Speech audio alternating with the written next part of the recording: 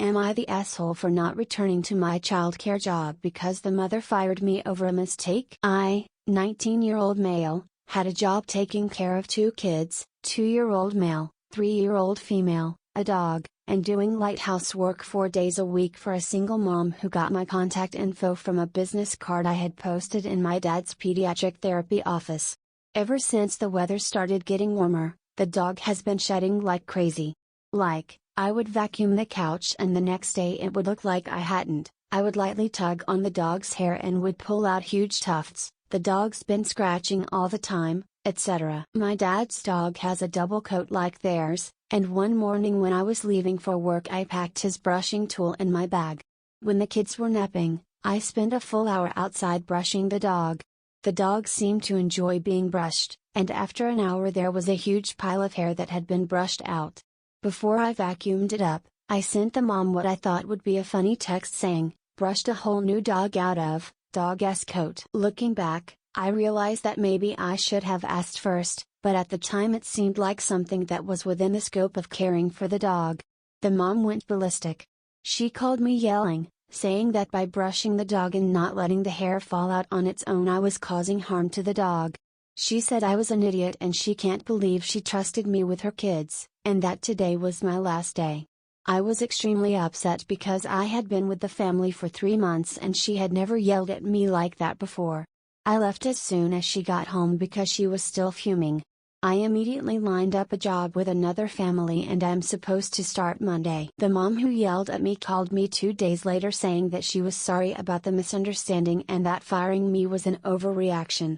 I told her I was no longer available and she started crying about how hard it was to find a new sitter for special needs kids. Her kids are autistic and have therapy at my dad's office.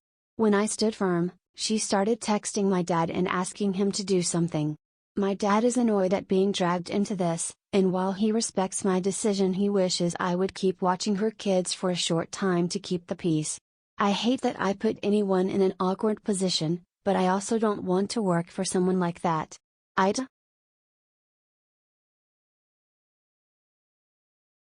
I physically harmed my nephews and I deeply regret it. This isn't one isolated incident.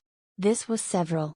I'm younger than my sister by 14 years, she had her first son when I was 5 years old and her second son when I was 7. She lived with me and my parents for the majority of my childhood and so did my nephews. My parents were very neglectful and so was my sister.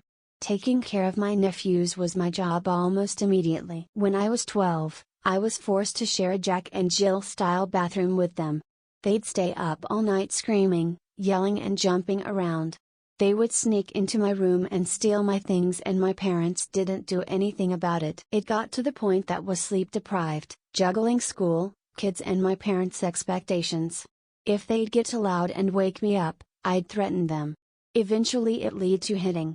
At some point I realized what I was becoming and what I was doing and I tried to distance myself from them as much as I could. I know I hurt them and I did irreversible damage. I will never forgive myself for that.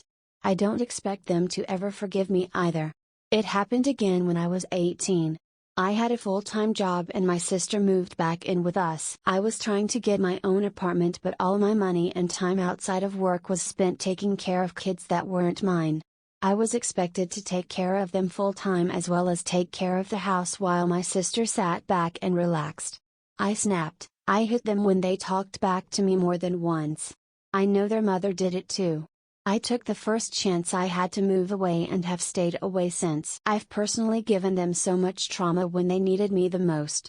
I don't ever plan on having kids of my own. I can't trust myself to not repeat my mistakes. I'm a monster. I hate that version of myself and I will regret harming them till the day I die. I love them so much and I hurt them so badly. I'm 32 now. The only person I've told about this is my husband. Has tried to console me but I know I don't deserve it.